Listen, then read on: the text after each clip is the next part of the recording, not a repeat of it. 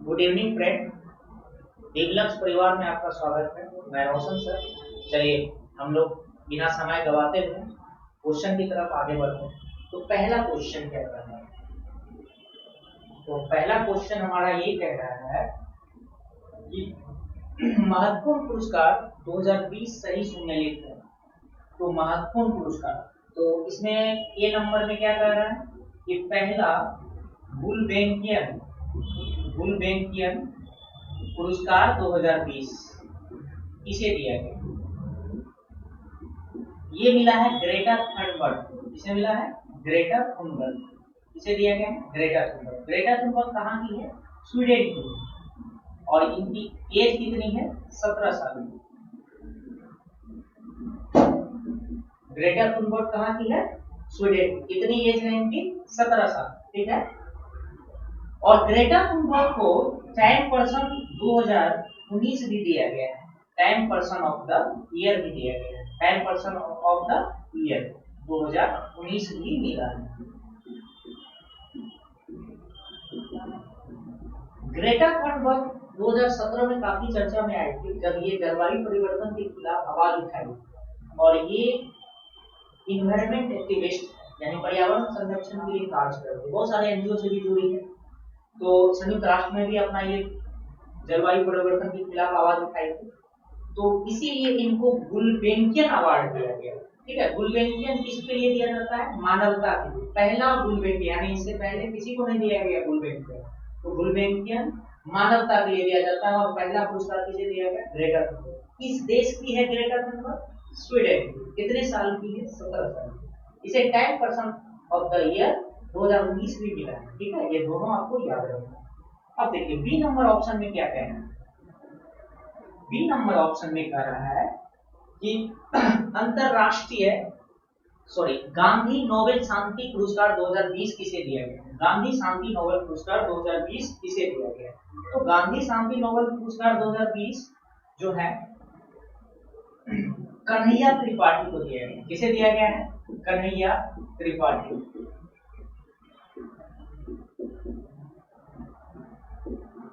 कन्हैया त्रिपाठी। अब याद रखिएगा कि ये जो गांधी शांति नोबेल पुरस्कार है, ये प्रत्येक वर्ष नेपाल सरकार द्वारा दिया जाता है। ठीक है। और जून 2021 में ये भारतीय है कन्हैया त्रिपाठी, किसी को दिया जाता है। अब देखिए सी नंबर में क्या कर रहा है? अंतरराष्ट्रीय गांधी पुरस्कार 2020 किसे दिया गया? एनएस धर्मशक्ति। एनएस धर्मशक्ति। दूसरा चौथा नंबर में क्या कर रहा है? पेटा। अब पेटा का पूरा नाम होता है people for the ethical treatment of animal. क्या होता है पेटा का पूरा नाम? People for the ethical treatment of animal. तो पेटा क्यों दिया जाता है? जब जानवरों को संरक्षण के, ओडिशा सरकार ने कोरोना काल में जानवरों के संरक्षण के लिए एक योजना लाई थी। इसी के लिए इसे ओडिशा सीएम नवीन पटनायक को मिला। किसे मिला? नवीन पटनायक। पेटा का अवार्ड 2020 किसे दिया गया? हीरो टू एनिमल अवार्ड तो नवीन पटनायक को। क्लियर है? अब देखिए इसका आंसर क्या हो जाएगा? D number. एक और क्वेश्चन पूछा था गांधी के बारे में कि गांधी शांति पुरस्कार यानी गांधी शांति अवार्ड 2018। देखिए ये गांधी शांति अवार्ड यहाँ नोबेल नहीं ना अंतरराष्ट्रीय। तो गांधी शांति अवार्ड 2018 तीन प्रकार का पुरस्कार होता है। गांधी नोबेल शांति, कन्हैया त्रिपाठी, अंतरराष्ट्रीय गांधी पुरस्कार एनएस धर्मशक्ति को मिला। लेकिन गांधी शांति अवार्ड 2015, 16, 17, 18 4 सालों के लिए दिया गया था। तो 2018 के लिए आपको इम्पोर्टेंट है। तो ये किसे दिया गया था? योगी सास्कावा। ये कहाँ के हैं? जापान का।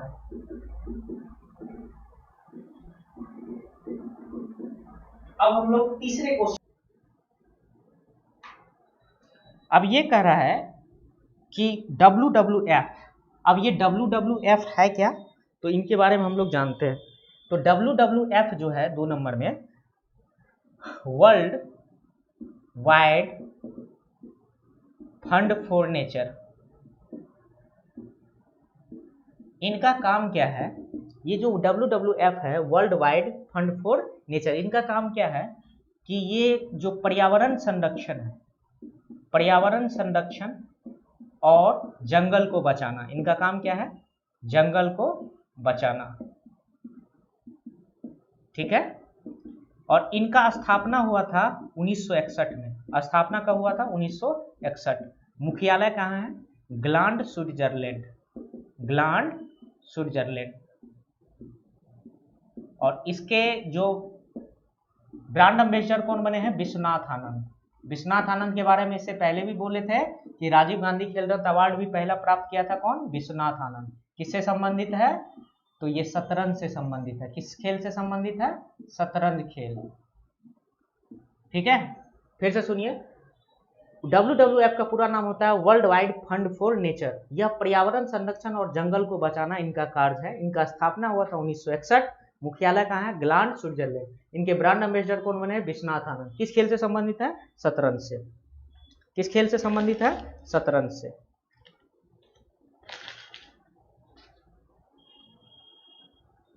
चलिए, अब जब बात आती है ब्रांड एम्बेसडर का, तो नए नए ब्रांड एम्बेसडर के बारे में कुछ याद रखते हैं कि कौन कौन सा ब्रांड एम्बेसडर बने हैं। जैसे स्पोर्ट्स इंडिया का, इससे पहले बहुत सारे हैं, तो हम सबको कवर धीरे धीरे करके चलेंगे। जैसे स्पोर्ट्स इंडिया है, ये भारतीय न्यूज एजेंसी का एक प्रकार का संस्था है, स्पोर्ट्स इंडिया। इनके ब्रांड एम्बेसडर कौन बने हैं?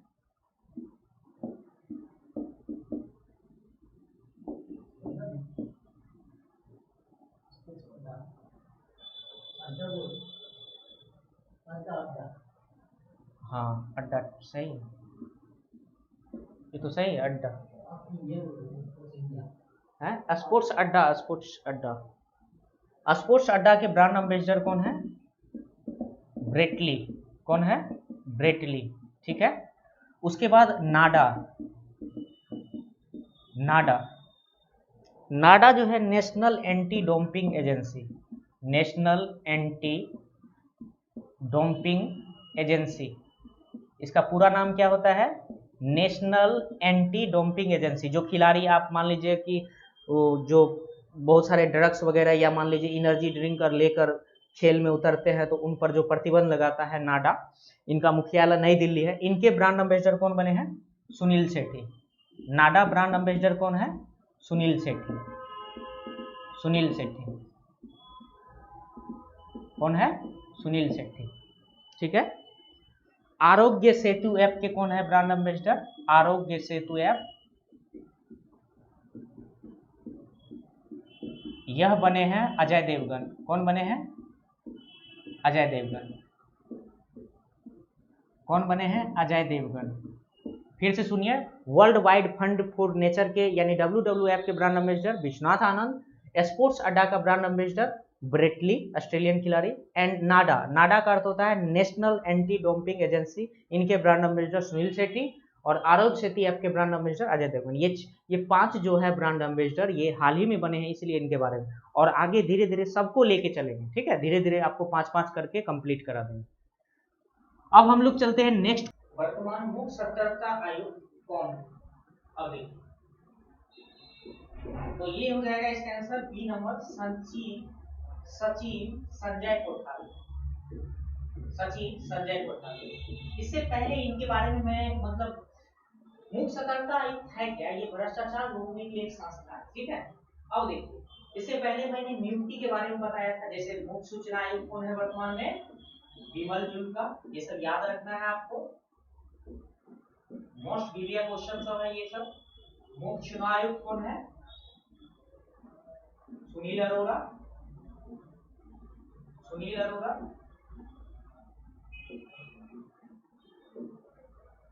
भारत का मुख्य न्यायाधीश कौन है? शरद अरविंद बोबड़े, 47 में है। शरद अरविंद बोबड़े,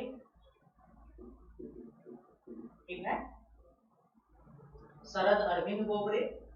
उसके बाद भारत का भारत के मुख्य न्यायाधीश शरद अरविंद बोबडे, नौसेना अध्यक्ष करमबीर सिंह, उसके बाद वायुसेना अध्यक्ष RS भदौरिया यानी राकेश सिंह भदौरिया, ठीक है, राकेश सिंह भदौरिया, ये सबको लिखते चलना है। उसके बाद थल सेना अध्यक्ष कौन है? मनोज मुकुंद नरवाने। इससे पहले भी ये सब हम बता चुके हैं, फिर भी आपको याद आने के लिए इसे बता रहे हैं। पहला चीफ ऑफ डिफेंस स्टाफ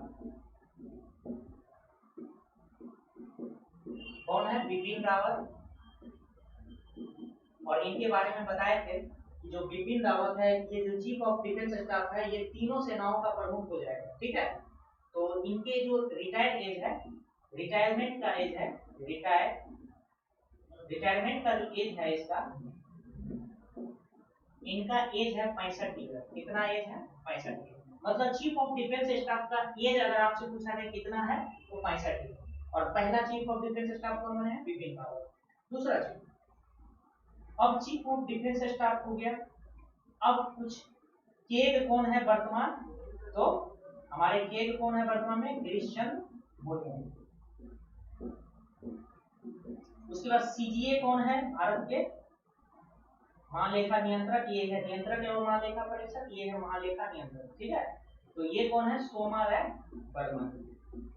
तो अब ये आज के लिए इतना ही, अब दूसरे दिन के लिए आगे। तो फिर से एक बार याद करते हैं, मुख्य सतर्कता आयोग जो भ्रष्टाचार रोकने के लिए संस्था है, तो ये सचिव संजय कोठारी। मुख्य सूचना आयोग विमल जुल्का। उसके बाद मुख्य चुनाव आयोग सुनील अरोड़ा। पहला chief of defence staff Bipin Rawat, retirement की एज कितना है उसका? 65 साल। केग कौन है वर्तमान का? गिरीश चंद्र मुर्मू। सीजीए कौन है वर्तमान? सोमा राय बर्मन। वायुसेना अध्यक्ष करमबीर सिंह, नौसेना अध्यक्ष करमबीर सिंह, वायुसेना अध्यक्ष RS भदौरिया और थल सेना अध्यक्ष मनोज मुकुंद नरवाने, ठीक है। और भारत के मुख्य न्यायाधीश कौन है? शरद अरविंद बोबडे। अब धीरे धीरे ऐसे करके ही पूरा नियुक्ति को लेके चलेंगे, ठीक है। तो अब हम लोग नेक्स्ट क्वेश्चन,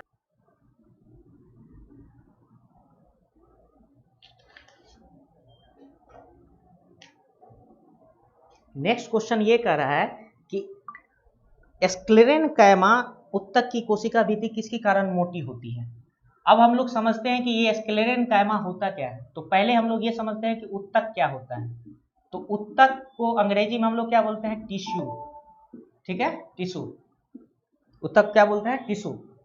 अब देखिए, ये कोशिकाओं का एक समान समूह होता है, कोशिकाओं का एक समान समूह होता है, एक समान समूह होता है, उसे क्या बोलते हैं? उत्तक। उसे उत्तक कहते हैं। उसे क्या कहते हैं? उत्तक कहते हैं। और उत्तक के अध्ययन क्या कहलाता है? अध्ययन क्या कहलाता है? हिस्टोलॉजी। अध्ययन क्या कहलाता है? हिस्टोलॉजी। उत्तक को अंग्रेजी में बोलते हैं टिश्यू। कोशिकाओं का एक समान समूह होता है, उसे क्या बोलते हैं? उत्तक कहते हैं। अध्ययन क्या कहते हैं? हिस्टोलॉजी, ठीक है। अब देखिए, अब उत्तक कितने प्रकार का होता है? पादप उत्तक कितने प्रकार के होते हैं? आप जानते हैं, 2 प्रकार का होता है, एक पादप उत्तक और दूसरा जंतु उत्तक। तो हम लोग इनके बारे में थोड़ा डिटेल लेके चलते हैं, क्योंकि स्क्लेरेनकाइमा क्या है नहीं है तो सबको लेके चलना है। तो चलिए पादप उत्तक से ही हम लोग शुरुआत करते हैं, ठीक है। धीरे धीरे जंतु उत्तक के बारे में भी जानेंगे। तो पहला चीज, इनको 2 हिस्सों में बांटते हैं। एक को बोलते हैं मेरिस्मेटिक टिश्यू, मेरिस्मेटिक टिश्यू। एक को बोलते हैं परमानेंट टिश्यू।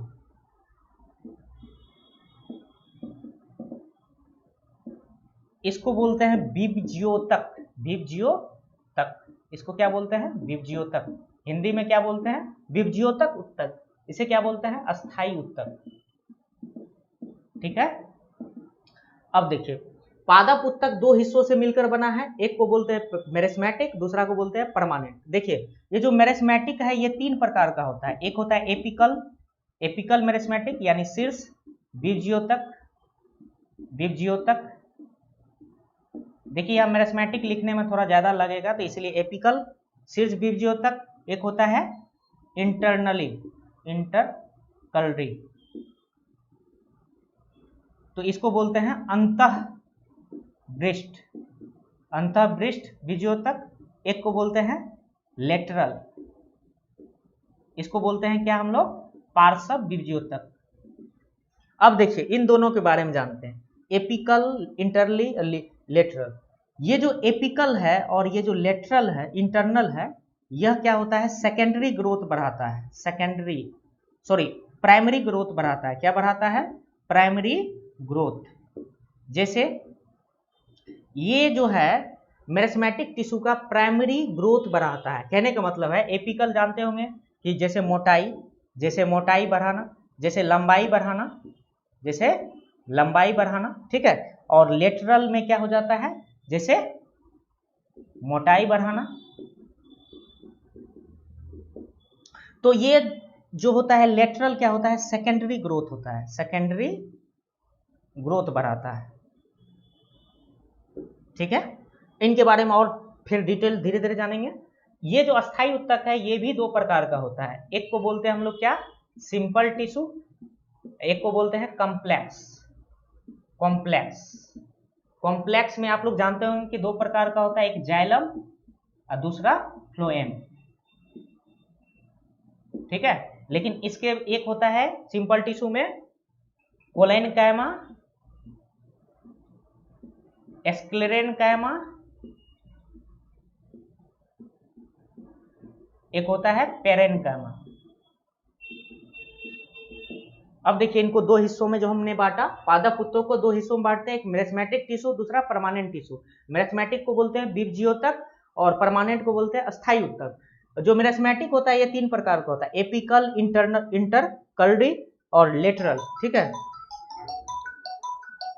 अब जो ये एपिकल होता है इसको हिंदी में हम बोलते हैं शीर्ष बीजोतक, और इंटरकलरी को बोलते हैं अंतःविष्ट बीजोतक, और लेटरल को बोलते हैं पार्श्व, ठीक है। अब देखिए एपिकल और इंटरकलरी जो है ये प्राइमरी ग्रोथ बढ़ाता है, जैसे कि लंबाई बढ़ाना, इसका काम है तने की लंबाई बढ़ाना या पत्ती का लंबाई बढ़ाना, ये सब किसका काम है, तो एपिकल और इंटरकलरी का। लेकिन सेकेंडरी ग्रोथ कौन बनाता है, लेटरल, ठीक है। तो पहले इनके बारे में जान लेते हैं, एपिकल, इंटरनल और लेटरल के बारे में, तब उसके बारे में इसके बाद जानेंगे। ये नोट करते जाइएगा आप लोग।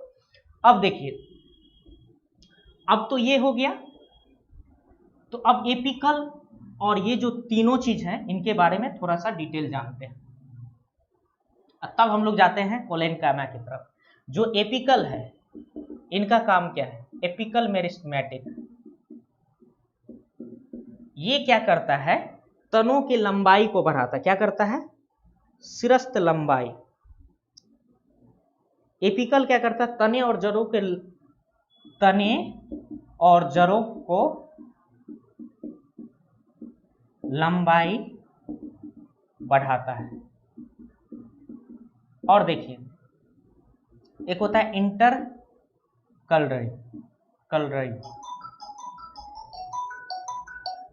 ठीक है। ये क्या करता है, मेरिस्मेटिक,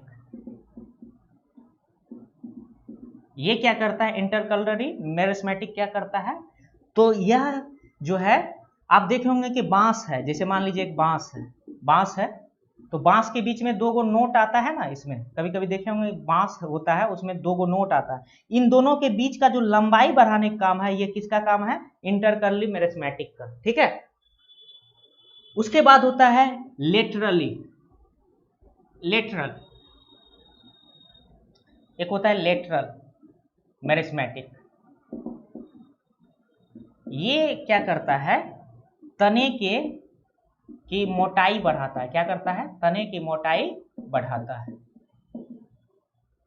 तो ये तो हम लोग जान गए एपिकल, इंटरकलरी और लेटरल मेरिस्मेटिक। अब हम लोग जानते हैं स्क्लेरेनकाइमा, कोलेनकाइमा। और ये जो याद रखिएगा, लेटरल जो मेरिस्मेटिक है यह क्या करता है, मेरिस्मेटिक ये सेकेंडरी ग्रोथ बढ़ाता है, इसे हम लोग बोलते हैं कैम्बियम, यानी इसे क्या बोलते हैं, कैम्बियम। ये सेकेंडरी ग्रोथ बढ़ाता है। तो याद रखिएगा लेटरल मेरिस्मेटिक जो होता है इसे हम लोग कैम्बियम भी कहते हैं। यानी पूछा जाता है कि वह उत्तक जो द्वितीयक वृद्धि के लिए पौधे के लिए जिम्मेदार है वो कौन है, कैम्बियम। और ये क्या करता है, सेकेंडरी ग्रोथ बढ़ाता है। पहले तो लंबाई बढ़ेगा तब ना मोटाई बढ़ेगा, तो इसीलिए मोटाई क्या है, सेकेंडरी ग्रोथ। लंबाई कौन कौन हो गया, प्राइमरी, जैसे इंटरनली, लेट इंटरकर्ली, और दूसरा क्या नाम है उसका, एपिकल, यह क्या हो गया, प्राइमरी। सेकेंडरी कौन हो गया, लेटरल मेरिस्टेमेटिक। अब हम लोग जानते हैं सिंपल टिश्यू के बारे में। तो सिंपल परमानेंट टिश्यू, अब मैंने बोला कि एक होता है पेरेन्काइमा। अब पेरेन्काइमा के बारे में थोड़ा जानते हैं। तो पेरेन्काइमा क्या करता है कि यह भोजन संचय में संचय तथा जलीय पौधे में उत्प्लावन बल प्रदान करता है। क्या करता है, उत्प्लावन बल प्रदान करता है। डायरेक्ट ऐसे ही क्वेश्चन उठता है कि भोजन संचय करने का किस सिंपल परमानेंट टिश्यू का भाग है, तो वो पेरेन्काइमा। और जलीय पौधों में उत्प्लावन बल प्रदान कौन करता है, पेरेन्काइमा। इसकी कोशिका भित्ति जीवित होती है। इसकी जो कोशिका होती है ये जीवित होती है। इसकी कोशिका क्या होती है, जीवित होती है। इसकी कोशिका क्या होती है, जीवित होती है। ठीक है, तो ये हो गया पेरेन्काइमा। अब दूसरा होता है कोलेनकाइमा। दूसरा क्या होता है, कोलेनकाइमा। अब ये कोलेनकाइमा क्या करता है, यह पौधे को लचीला बनाता है। पौधे को क्या करता है, लचीलापन लाता है। क्या करता है, लचीलापन लाता है। और इसकी कोशिका, इसके बारे में पूछा जाता है, इसकी कोशिका क्या होती है, जीवित होती है। कोशिका क्या होती है, जीवित होती है। ठीक है, और कोशिका भित्ति किसकी बनी होती है, इसकी कोशिका भित्ति सेल्यूलोज और पेक्टिन की, यानी याद रखिएगा पेक्टिन तथा सेल्यूलोज की बनी होती है। किसके किसके, पेक्टिन तथा सेल्यूलोज की बनी होती है। तो कोलेनकाइमा का कोशिका भित्ति किसकी बनी होती है, पेक्टिन तथा सेल्यूलोज की। कोलेनकाइमा क्या करता है, पौधों में लचीलापन, इसकी कोशिका क्या होता है, जीवित होता है। अब तीसरा नंबर, सी नंबर में क्या कहता है, स्क्लेरेनकाइमा। हमसे पूछा क्या है, स्क्लेरेनकाइमा के बारे में। अब देखिए स्क्लेरेनकाइमा, अब जो है यह पौधों में कठोर और मजबूत बनाता है। पौधे को कठोर और मजबूत बनाता है। और पूछा जाता है इसकी कोशिका क्या होती है, इसकी कोशिका जीवित मृत होती है। क्या होती है, इसकी कोशिका मृत होती है। इसकी कोशिका क्या होता है, मृत होता है। और इसकी कोशिका भित्ति क्या होती है, लिग्निन की बनी होती है। लिग्निन की बनी होती है। किसकी होती है, लिग्निन की बनी होती है। तो स्क्लेरेनकाइमा जो होता है क्या करता है, पौधे में कठोर और मजबूत बनाता है। ये जो इसकी कोशिका भित्ति है लिग्निन, तो ये क्या होता है, ये सीमेंट की तरह कार्य करता है। जैसे घर में सीमेंट की तरह कार्य करता है, उसी प्रकार से लिग्निन में, जैसे नारियल के छाल को देखिए आप, उसमें भी लिग्निन है। ठीक है, नारियल के छाल को आप देखिएगा, उसमें उसी को हम लोग बोलते हैं लिग्निन। और वही स्क्लेरेनकाइमा होता है। तो स्क्लेरेनकाइमा जो होता है, इसके बीच का जो मतलब इनकी जो कोशिका भित्ति होता है वह किसकी बनी होती है, लिग्निन की। और लिग्निन को एक प्रकार से हम कह सकते हैं स्क्लेरेनकाइमा के लिए, यानी उत्तक, वैसा पादप उत्तक जो सीमेंट की तरह कार्य करता है वो कौन है, लिग्निन। और यह किस में पाया जाता है, स्क्लेरेनकाइमा की यह कोशिका भित्ति होता है। ये स्क्लेरेनकाइमा क्या होता है, पौधों में कठोर और मजबूत बनाता है। और इसकी कोशिका क्या होती है, मृत होता है। जीवित किसका किसका होता है, कोलेनकाइमा और पेरेन्काइमा। मृत किसका होता है, स्क्लेरेनकाइमा। तो अब हम लोग नेक्स्ट क्वेश्चन की तरफ आगे बढ़ते हैं। समांतर समूह में ऊपर से नीचे जाने पर परमाणु का आकार क्या होता है। ठीक है, तो ये बढ़ता है। 5 नंबर का क्या हो जाएगा, ए नंबर। तो बढ़ता है कैसे, तो हम लोग जानते हैं कि समूह कितने हैं हमारे आवर्त सारणी में, समूह कितने हैं, 18 समूह और 7 आवर्त। तो समूह को हम लोग क्या बोलते हैं, ऊर्ध्वाधर रेखा यानी वर्टिकल, खड़ा खड़ी, और आवर्त को बोलते हैं क्षैतिज रेखा। अब देखिए जब जैसे मान लीजिए ऊपर से जैसे हाइड्रोजन है, लिथियम है, सोडियम है, फर्स्ट समूह का ही लेते हैं, तो इसमें क्या होता है कि जो बढ़ता है, क्यों बोले, क्योंकि कक्षाओं की संख्या बढ़ता है, कक्षाओं की संख्या बढ़ता है, सेल की संख्या बढ़ती है। कैसे? जैसे हाइड्रोजन में 1 सेल, लिथियम में 2 सेल और सोडियम में 3 सेल। तो यानी कहने का मतलब क्या है, ऊपर से नीचे आने पर क्या हो रहा है, सेल की संख्या बढ़ रही है, तो इसलिए ऊपर से नीचे आने पर समूह क्या हो जाता है, परमाणु आकार बढ़ता है। अब वही बोलेंगे कि आवर्त सारणी में बाएं से दाएं जाने पर, आवर्त सारणी में बाएं से दाएं जाने पर क्या होता है, आवर्त सारणी में बाएं से दाएं जाने पर क्या होता है, घटता है। ठीक है, क्यों सब कैसे घटता है, तो इनके बारे में हम जानते हैं। क्या होता है, क्योंकि नाभिक में प्रोटॉन की संख्या बढ़ती है, नाभिक में प्रोटॉन की संख्या क्या हो जाता है, बढ़ती है। कैसे समझे?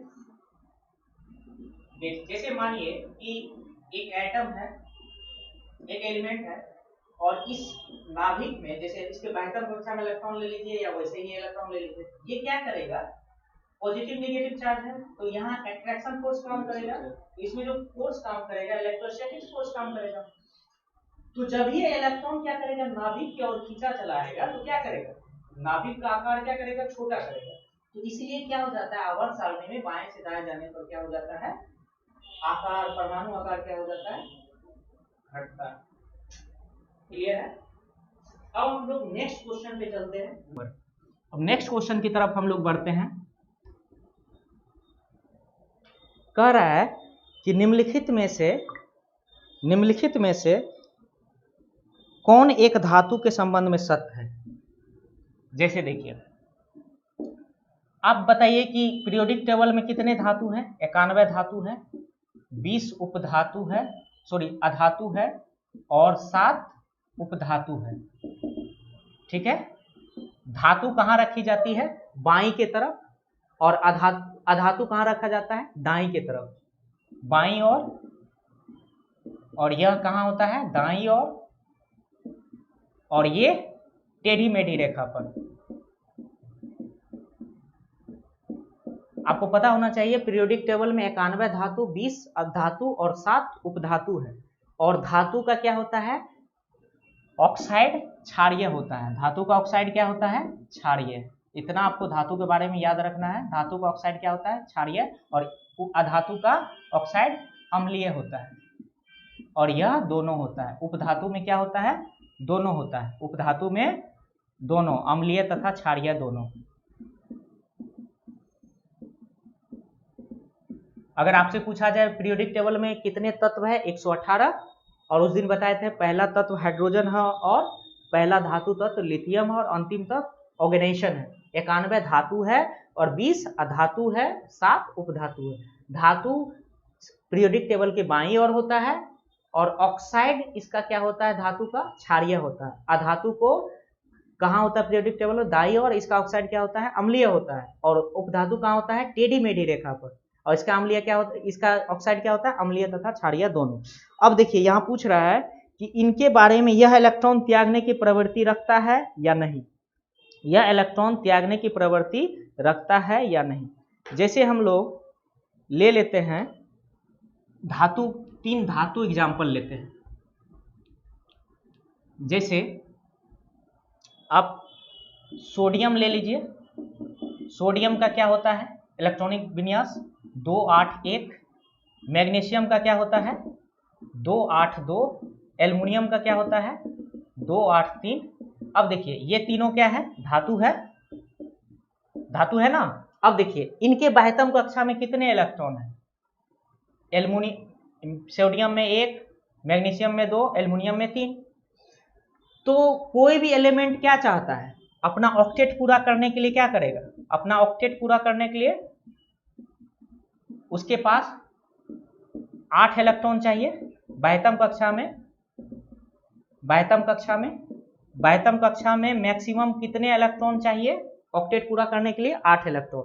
तो कोई भी तत्व जो है वो मैक्सिमम 8 इलेक्ट्रॉन अपने बाह्यतम कक्षा में रख सकता है, उसके बाद वो स्टेबल हो जाता है। तो जो अपना ऑक्टेट पूरा करने के लिए, तो आप बताइए यह तो 7 इलेक्ट्रॉन ले या यह 1 इलेक्ट्रॉन त्याग दे।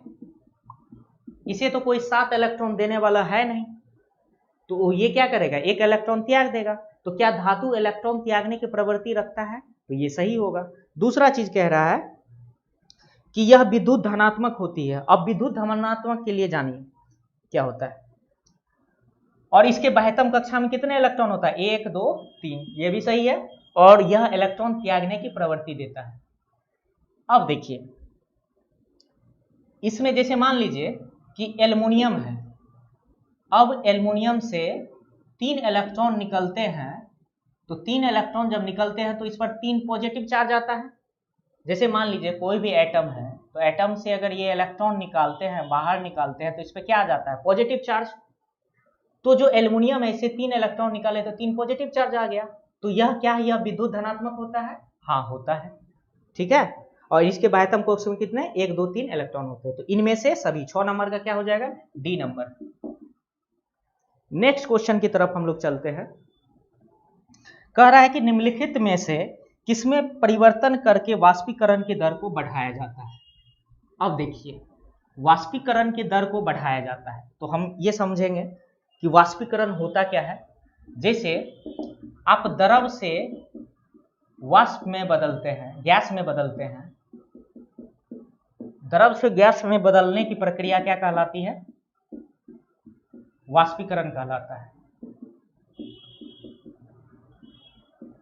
जैसे मान लीजिए कि पानी से वाष्प में बदलेगा, एग्जाम्पल मान लीजिए पानी से वाष्प में बदलेगा, तो अगर ये टेम्परेचर 100 डिग्री सेल्सियस है, टेम्परेचर 100 डिग्री सेल्सियस है, तो इसे क्या बोलते हैं कि बॉइलिंग है, यानी क्वथनांक हो रहा है, यानी क्वथनांक है।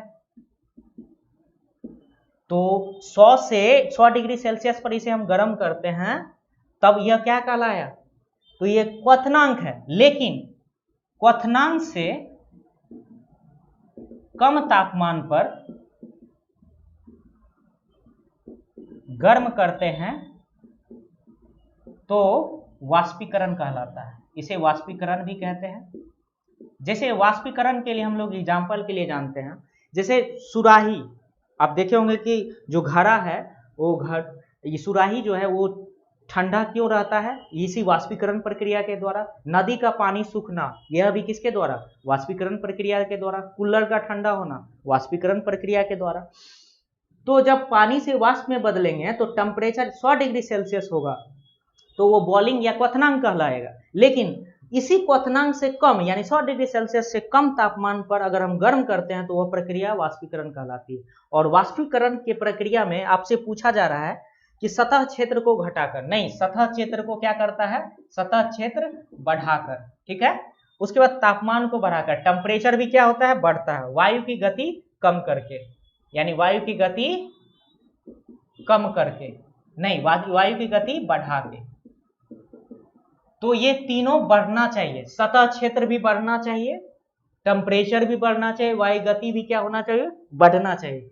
और चौथा नंबर कह रहा है आर्द्रता में कमी होने पर, हाँ, आर्द्रता में कमी होने पर, आर्द्रता में कमी, ये सही है। तो आर्द्रता में कमी, तो जानते होंगे कि वातावरण में जो होता है ह्यूमिडिटी, जो ह्यूमिडिटी है वातावरण में, आर्द्रता, इसकी कमी होने पर वाष्पीकरण की दर को बढ़ाया जा सकता है। आप कभी कभी देखे होंगे, अगर आपसे पूछा जाए कि जो वातावरण में है उसमें जल वाष्प की मात्रा बढ़ा दिया जाए तो इसका वाष्पीकरण दर क्या होगा, तो वाष्पीकरण दर क्या हो जाएगा, कम हो जाएगा। जल वाष्प की मात्रा जब ही बढ़ा दिया जाएगा तो वाष्पीकरण की दर क्या हो जाएगा, कम हो जाएगा, ठीक है। वाष्पीकरण की दर क्या हो जाएगा, कम हो जाएगा। तो ये आपका 7 नंबर का आंसर क्या हो जाएगा, ए। 7 number, sorry, D number, 7 number का आंसर क्या हो जाएगा, डी नंबर, ठीक है। नेक्स्ट क्वेश्चन की तरफ चलते हैं।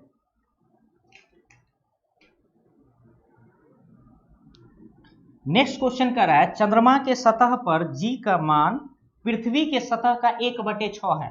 ये तो सही है, जी के मान का 1/6 होता है। यदि कोई व्यक्ति पृथ्वी पर 1.5 मीटर उछलता है तो ऊंचा, तो चंद्रमा पर कितनी ऊंचा उछल सकता है? तो पहले चीज समझते हैं। जैसे मान लीजिए एक ग्राउंड अर्थ है, ये अर्थ है, कोई व्यक्ति जो है अगर कोई व्यक्ति उछलेगा तो कुछ ना कुछ तो वेग होगा। मान लेते हैं इनिशियल वेलोसिटी क्या हो गया, यानी उसका वेग क्या हो गया, यू वेग से गया। जब ये मैक्सिमम पर जाता है यानी फाइनल वेलोसिटी क्या हो जाएगा, 0। आप जानते होंगे कि मैक्सिमम हाइट पर क्या हो जाता है, भी 0 हो जाता है। तो ये आदमी उछलेगा यहां तक, लेकिन कितनी डिस्टेंस, 1.5 मीटर।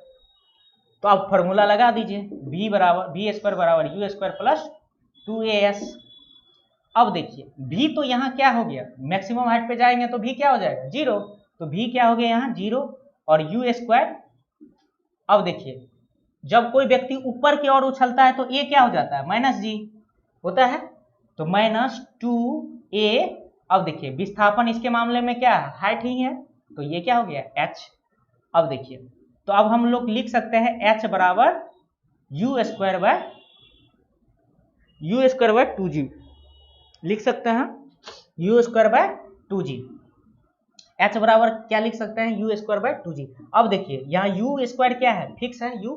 कहिए क्यों, क्योंकि जिस स्पीड से ये अर्थ पे उछला है उसी स्पीड से ये चंद्रमा पर उछलेगा, इसलिए यू क्या हो गया यहाँ फिक्स।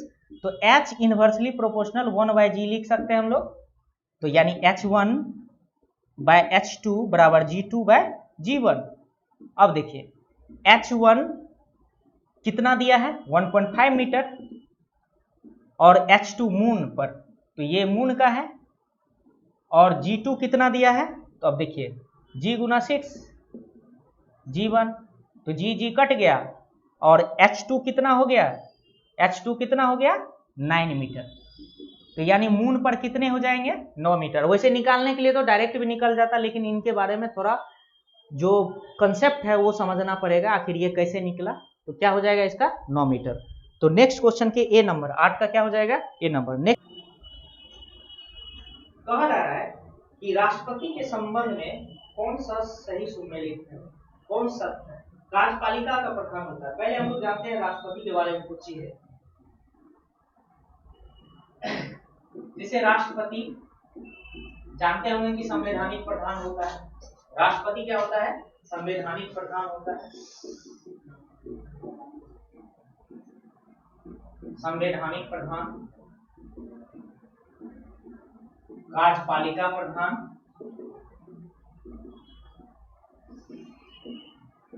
तीनों सेनाओं का प्रमुख। तो राष्ट्रपति संवैधानिक प्रधान होता है, कार्यपालिका प्रधान, तीनों सेनाओं का प्रमुख। आप जानते हैं कि राष्ट्रपति के बारे में अनुच्छेद 52 क्या कहता है, राष्ट्रपति पद। देखिए राष्ट्रपति पद जो है कहा जाता है भारत का राष्ट्रपति पद ब्रिटेन के महारानी के समान होता है। अनुच्छेद 53 कार्यपालिका का प्रधान,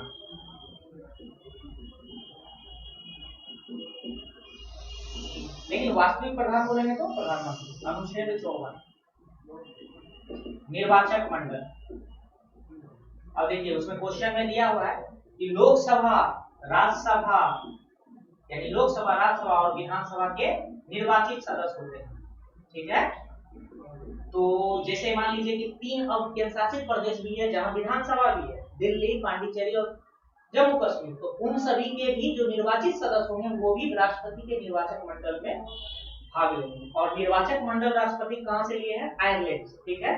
अब देखिए अगला पॉइंट इसमें कह रहा है हटाने का प्रावधान अनुच्छेद 61 महाभियोग।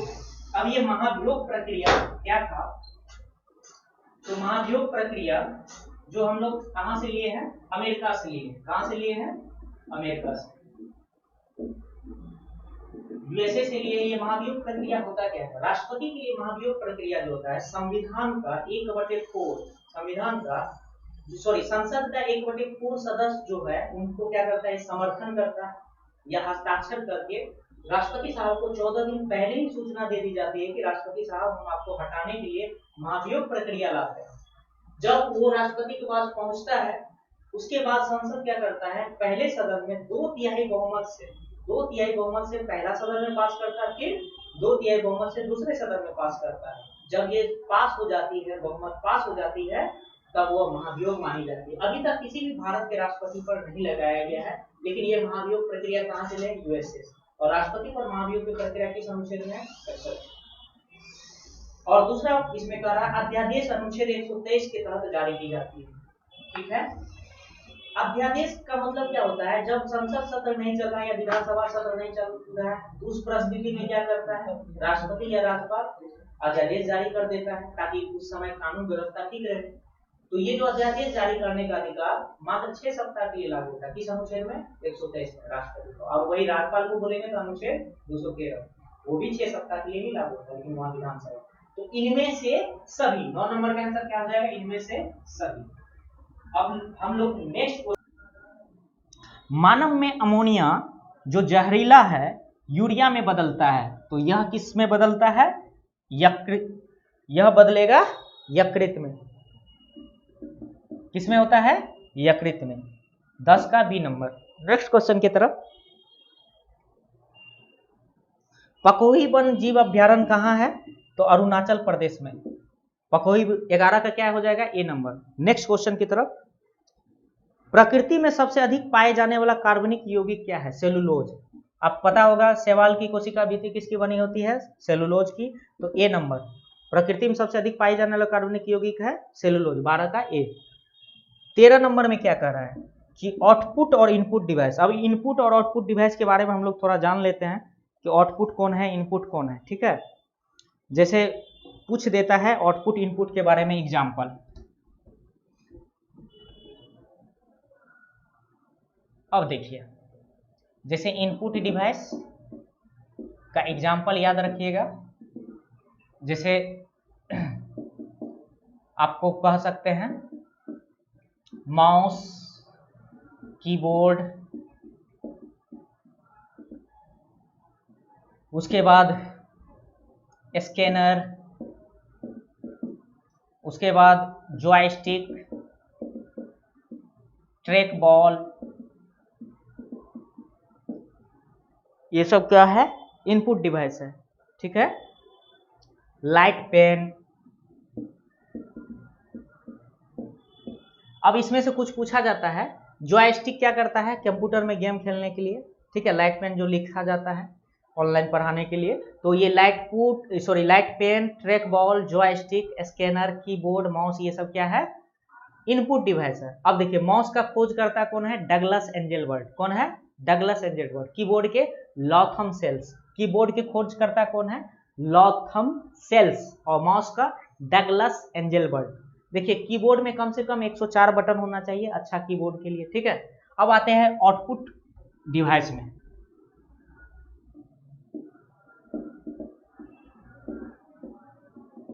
एग्जाम्पल, आउटपुट डिवाइस में क्या हो जाएगा, मॉनिटर, प्रिंटर। अगर आपसे पूछा जाए सीपीयू क्या है, तो सीपीयू भी क्या आ जाएगा, इनपुट डिवाइस। सीपीयू भी क्या आ जाएगा, इनपुट डिवाइस। ठीक है, मॉनिटर, प्रिंटर, स्पीकर, प्रोजेक्टर, ये सब क्या है, हेडफोन, ये सब क्या है, तो आपका आउटपुट डिवाइस है। ठीक है, लेकिन आउटपुट इनपुट दोनों कौन है,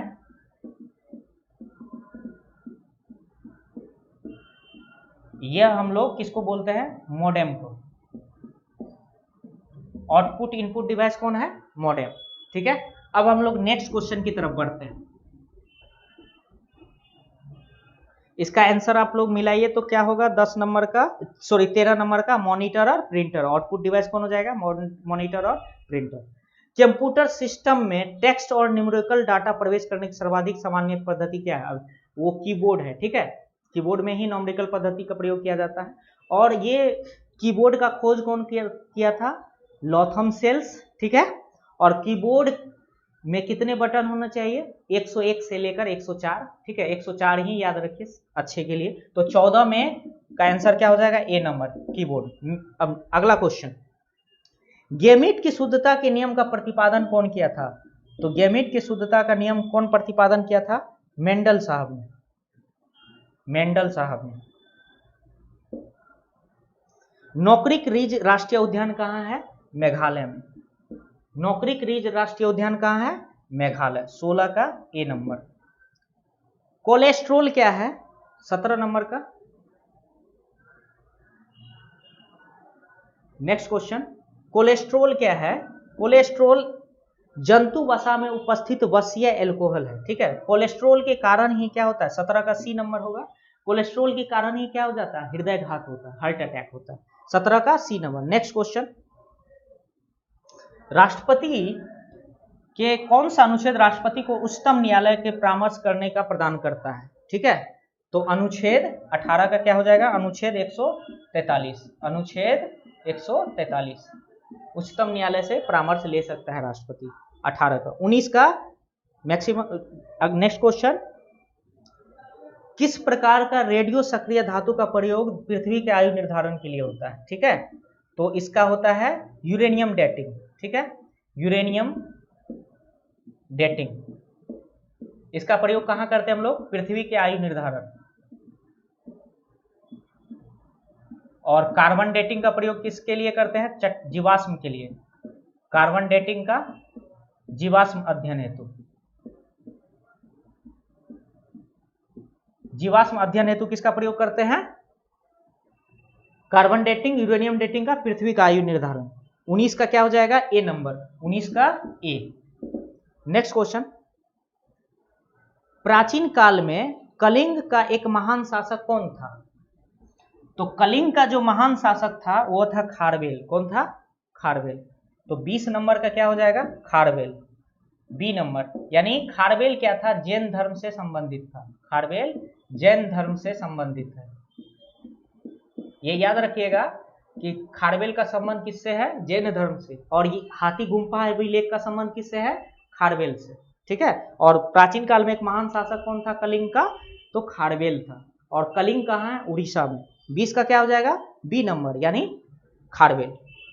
21 नंबर में, निम्न में से मानव शरीर का वह कौन सा अंग है जो उसमें जल के लिए संतुलन के लिए उत्तरदायी होता है? ये गुर्दा होता है। 21 का क्या हो जाएगा? ए नंबर, यानी गुर्दा। नेक्स्ट क्वेश्चन, गुणसूत्र किससे बने होते हैं? तो गुणसूत्र डीएनए और प्रोटीन के बने होते हैं। उस दिन भी हुआ था। तो डीएनए और प्रोटीन यानी हिस्टोन प्रोटीन के वजह से। तो इसका 22 नंबर का क्या हो जाएगा? सी नंबर। नेक्स्ट क्वेश्चन, भारतीय प्रायद्वीप की सबसे लंबी नदी कौन सा है? तो प्रायद्वीप की सबसे लंबी नदी है गोदावरी। तो बी नंबर आंसर 23 का क्या हो जाएगा? B number, Godavari. Next question पे चलते हैं। किलोमीटर में बताना। 24 नंबर, भारतीय संविधान के अंतर्गत अवशिष्ट अधिकारों का अर्थ क्या है? अवशिष्ट अधिकार मतलब ये होता है जो केंद्र सूची, राज्य सूची और संघ सूची तीनों में शामिल ना हो। और इस प्रकार की शक्ति को हम लोग बोलते हैं अवशिष्ट शक्ति। लेकिन अवशिष्ट शक्ति किसके पास होता है? केंद्र के पास। अवशिष्ट शक्ति किसके पास? केंद्र के पास। अब देखिए, और यह कहां से लिया है? कनाडा से। और यह किस अनुच्छेद में है? अनुच्छेद 249। और ये किसी एग्जाम्पल के लिए बोलेंगे तो साइबर सुरक्षा और अंतरिक्ष मामला। ठीक है, अब नेक्स्ट क्वेश्चन पे चलते हैं। इसका आंसर क्या हो जाएगा? 24 का डी नंबर। 25 नंबर में कह रहा है कि संविधान के अनुसार तिरंगे की लंबाई और चौड़ाई का अनुपात 3:2। तो 25 का क्या हो जाएगा? 1 नंबर, 3:2। तो लंबाई कितना, लेंथ कितना? 3, और ब्रेथ कितना यानी चौड़ाई कितना? 2। अब हम लोग इसके बारे में जानेंगे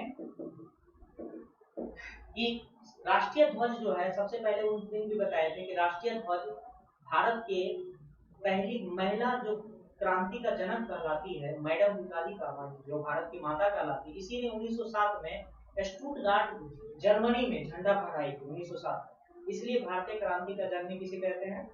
मैडम मिताली कामा। 1929 में जवाहरलाल नेहरू ने क्या किया था? झंडा लाहौर अधिवेशन में 26 जनवरी 1929 को लाहौर में फहराया था। ठीक है, रावी नदी के तट पर। इसीलिए जवाहरलाल नेहरू दूसरी बार, तीसरी बार क्या हुआ कि राष्ट्रीय झंडा जो है इनको संविधान सभा में हंसा मेहता ने प्रस्तुत किया और जो झंडा है राष्ट्रीय झंडा, भारत जो राष्ट्रीय ध्वज है या राष्ट्रीय झंडा, इनके लिए एक समिति बनाया गया था, उनके अध्यक्ष थे संविधान सभा में जेबी बिरला, ठीक है। और राष्ट्रीय ध्वज 2004 से बीएन खरे, सुप्रीम कोर्ट के जो न्यायाधीश थे, बीएन खरे की अध्यक्षता में 2004 से अब राष्ट्रीय ध्वज फहराना मौलिक अधिकार बन गया। कब से? 2004 से, ठीक है।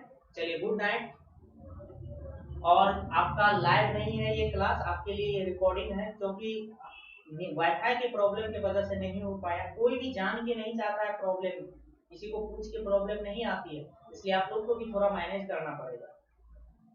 अब धीरे धीरे नहीं होगा दिक्कत, ठीक है। चलिए, गुड नाइट।